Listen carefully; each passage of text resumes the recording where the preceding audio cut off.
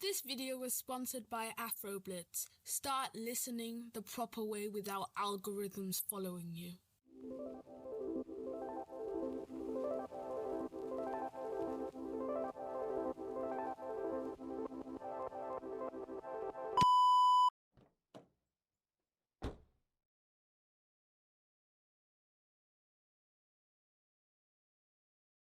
What is the coronavirus? Recently, the coronavirus has been talked about. A lot. Like, a lot. Is this disease X? Will it kill us all? Is this the end of humanity? Let me answer that here and now. No. The coronavirus is over-exaggerated by the media. Now, that doesn't mean you should go out on the streets and make inappropriate jokes. I was on a bus recently and I saw some girls dancing and screaming, saying, "It's Corona time!" And, oh yeah, they were wearing mouth masks. This is so culturally insensitive. How dare anyone think that this is okay? Dude, it's like just a joke. No, it's just rude. But in history, it won't even be a footnote, because only 200 people have died. And that sounds scary, because it is, but apparently 10,000 people have been infected. So doing some quick back-of-the-napkin maths, it's only a 2% death rate. Now, I'm not trying to say that those 200 lives don't matter. Obviously, they do. But only a 2% death rate still. This should all be taken with a grain of salt, though, because it's directly from the Chinese government. And it has incentive to lie, so that businesses don't run for the hills.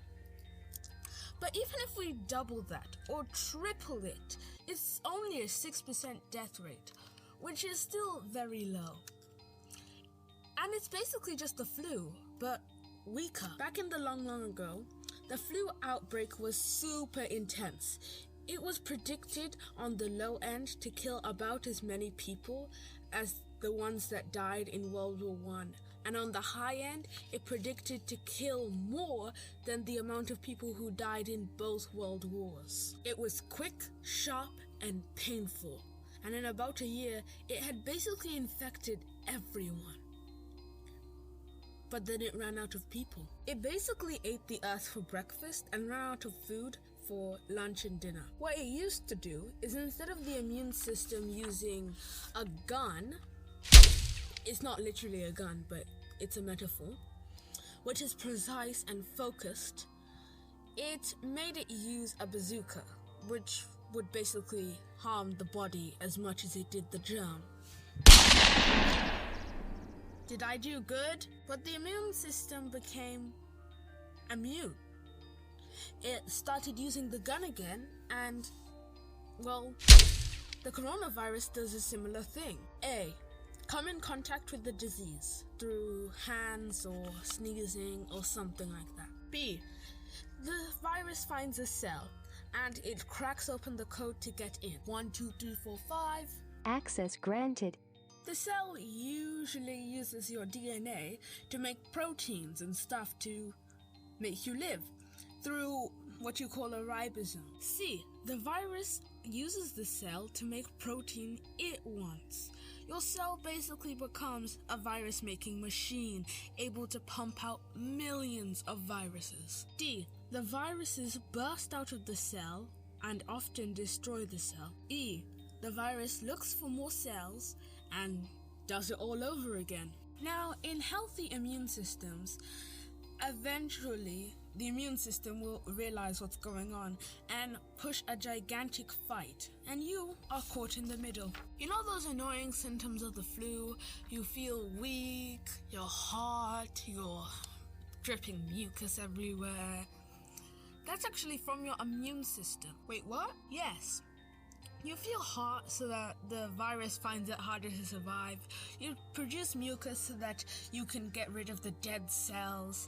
And you feel super weak because all of your bones are making cells. In healthy immune systems, what will happen next is that the antibodies will finally come in. They're basically targeted missiles and destroy the disease really quickly. But antibodies usually come after days, and that leaves lots of time for the virus to do damage. For most people, in about a week, it'll be fine and you won't even remember it. But of course, it is better to prevent than to cure. Because of course, even if you get cured, you can still spread the disease. To people like, cancer treatment patients. They really don't need another disease on their back. So, don't be insensitive, wash your hands regularly, and the coronavirus won't kill us all?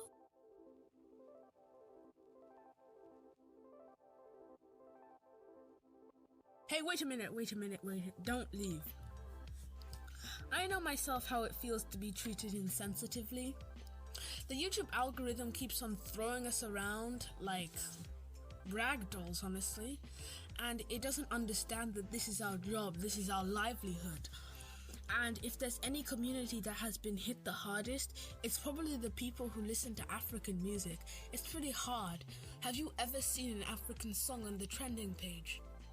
Yeah, I didn't think so. I think I have the solution. It's a website called AfroBlitz. It's really good, and you get to listen to all the best African music. If there's a hot new African song that's going on the rise, I can bet you it's on AfroBlitz. It's a really good website, and it gives you what the people want, not what YouTube decides that you want, even though it doesn't know you. You should switch to the better network for African music. That's afroblitz.com.